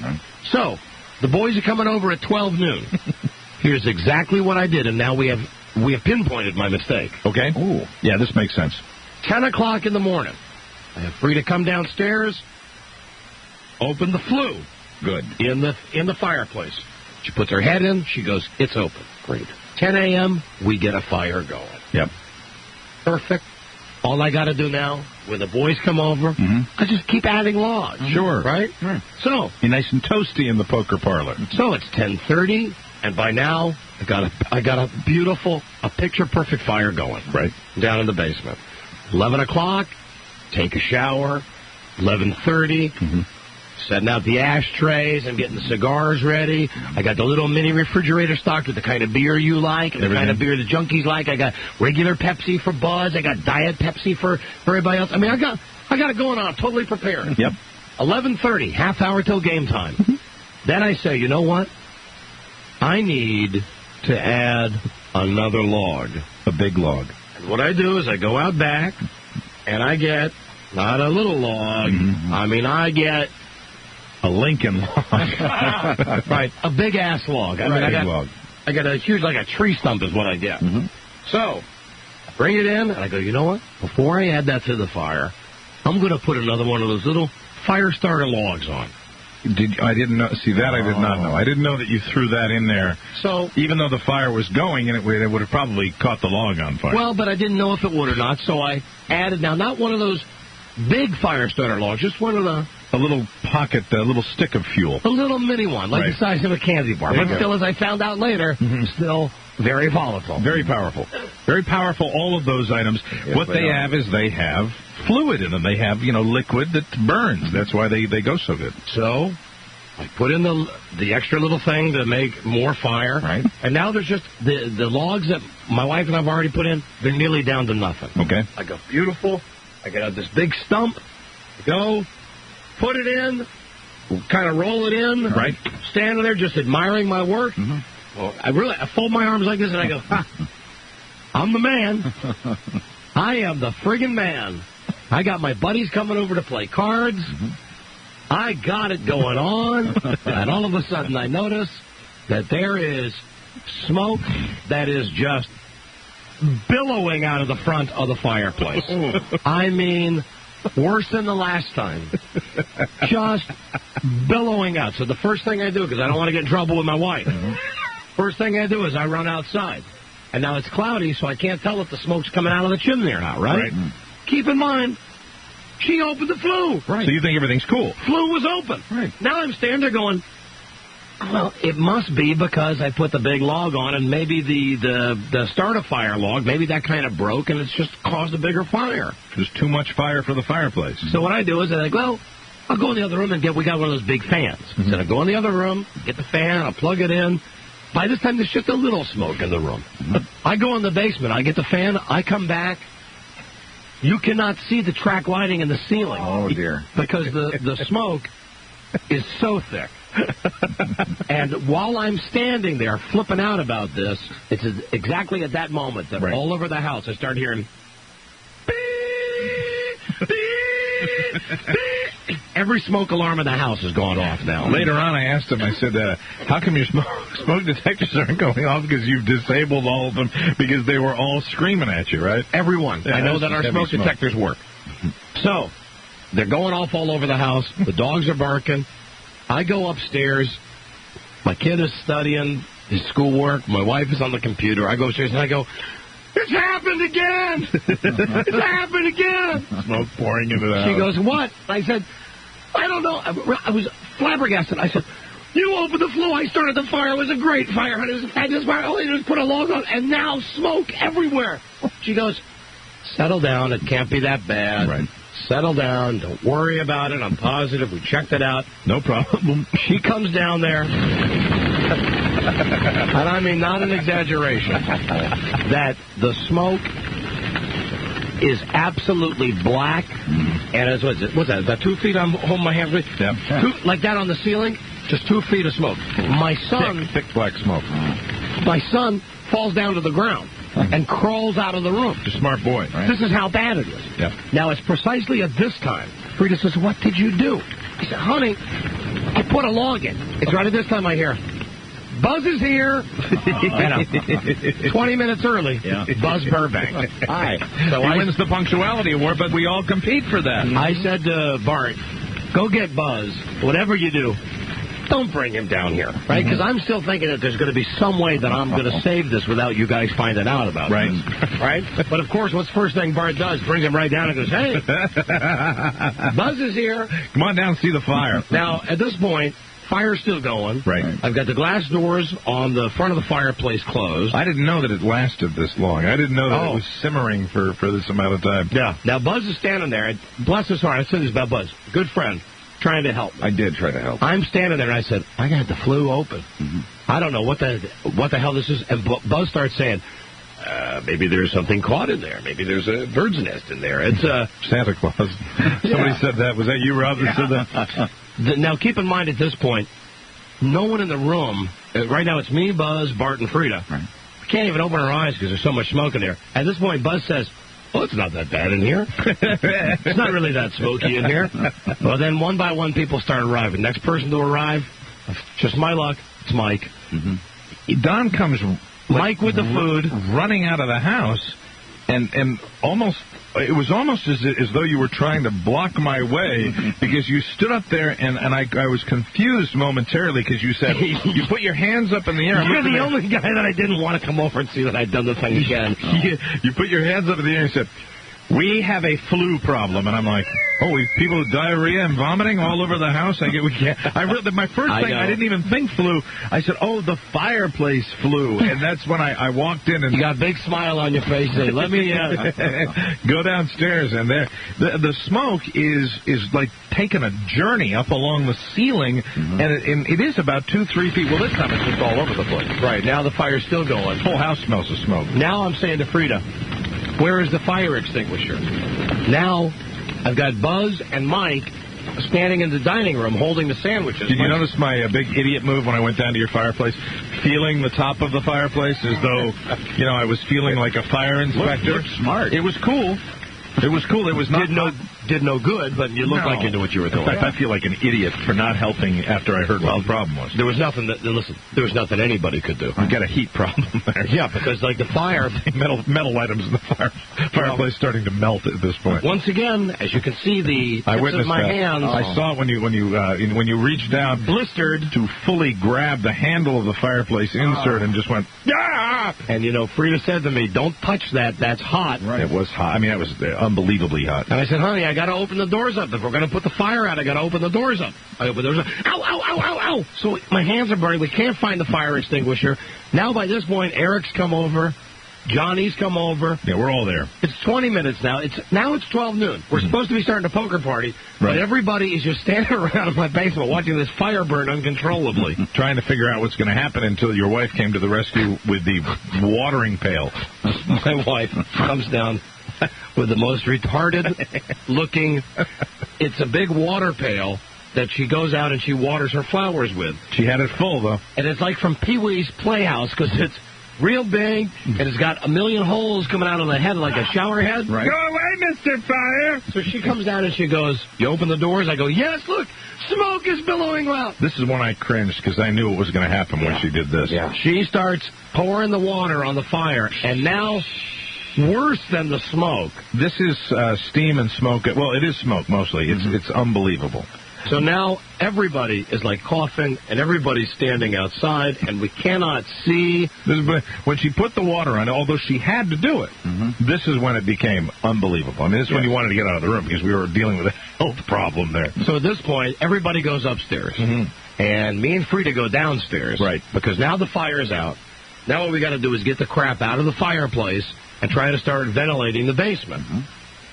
She goes over with these big, like, tongs that we have, these big, like, metal tongs that you use to take the wood out of the fireplace. She goes over, very expertly, picks up the piece, the huge tree stump that I put in there, and, like, because, you know, I see her arms shaking like this because she's tough to maneuver that. She's a girl, right? I'm much stronger than she is. Right. Well, I am, guys. So she goes, she gets into the back porch. She puts it down. I said, honey, this is man's work. Right. Let me take the rest of the stuff out of there. Give me those tongs. She gives me the tongs. I go over. Now, all that's left in there, a couple little pieces of the other fire, and, of course, the massive fake thing. I mean, the thing that's like the size of the candy bar. Right. So what I do is, the thing, the fire starter thing, I go in with the tongs, and I very gingerly pick this thing up. And as I start walking towards the door, the thing falls and breaks because it's very pliable, crumbles, right? Yeah. Thing crumbles. And all of a sudden, it's like particle board, and it's full of fuel. Carpet on fire now. Well, that's because that thing's got all that, you know, kerosene in it or whatever they put in it. Carpet on fire. I didn't even know this. We were upstairs having a very pleasant conversation while this is going on. Now I'm doing this. Now I'm going, I'm stepping on the phone going, carpet's on fire! Honey, the carpet's on fire! Fake log broke, carpet's on fire! Just happy. I'm just lucky everybody lived through this. She comes over with the water. This is all over the carpet. All right. I didn't even know that happened. Now, fake log is out. Real log is out. Smoke is still in house. Smoke, the worst. Is your house still smell of smoke? No, it finally didn't last night. Good. It took 2 days. So, what we decided to do, or what we're going to do is move the card game upstairs temporarily. Good move. To the dining room. My wife goes downstairs, and she really pissed at me. She said, listen, I don't know what you did to F this up. Right. But I'm going to find out what you did, and you're never allowed to do anything with the fireplace again. Now go upstairs, play cards with your friends, and I'm going to try to clean up down here. Oh, God, it was terrible. It really was. I go upstairs, and everybody's having lunch. We haven't started playing cards yet. I'm feeling guilty. I go back downstairs. I go, honey, please let me help. And by this time, the smoke has started to clear out a little bit. And she goes, look, I just had new carpeting put in down here in the basement. Look what you did. And in the carpeting, there are these huge burn holes. I mean, black. I mean, big black charred spots. Shouldn't have picked up the little doohickey with the tongs. No, I shouldn't have. So finally, listen, everything was cool then. Yeah, the smoke cleared out a little bit. We aired it out as much as we could. Right. We played cards up in my dining room for about an hour. Then we moved it downstairs. And although everybody, when they left my house at about 4 o'clock, reeked of smoke. You didn't notice it until you left. You didn't know. I didn't notice until I was standing in the mall next to a lady who was kind of looking at me. You know, like perhaps I was a chimney sweep. That's she was kind of. Yeah, it was pretty bad. I got some stares in the movies because it actually gets inside your clothes. You don't know it. And what's the best thing to do after you've got a smoke-filled room? Then you bring the cigars out and light the cigars out. So you got. So we were all smoking cigars out of the six of us. 5 of us were smoking cigars. So it was like. Right. The room was emptying out of all of the smoke that had been in the chimney, but now it was being filled up with the smoke from the cigars. A lot of people normally have to go a good 3-4 years to get that many carcinogens, and I think we managed to do it in one afternoon. So we had a great game of cards. We already told you about that. I was lucky enough to be the big winner. We had lots of fun. Everybody goofed on everybody. Right. About 4:15, my wife came downstairs, and she says, listen, we're going to go see the Star Trek movie. I mean, our family's going to go, so everybody had to split. Mm-hmm. Was I your buddy on that, incidentally? Was I the good wrangler when I was leaving as far as motivating everybody to get going? Absolutely. I just knew that you said something like the movie time was the 4:40 or something, some early time like that. So I'm like, oh, come on, little doggies, let's get going. Everybody out right now. You're fantastic. And you did it much meaner than that. You said, Eric, time to leave. John, go. Buzz, see you later. Let's go. Come on, let's get out of here. These people have a movie to see. Well, we've been in your home for over 4 hours, and your wife, very nice, very understanding, and it was time to go. So we go to the movies, we come back home. Not last night, Saturday night. Mm-hmm. She says, go down and clean up the mess. So I go down, and she says, hold on, before you clean up the mess, let's figure out what happened. Yeah, because, it was hard to... You couldn't examine what the flu situation was because it was so hot. You couldn't go near it, and the smoke, you just couldn't take care of that. The flames were gigantic.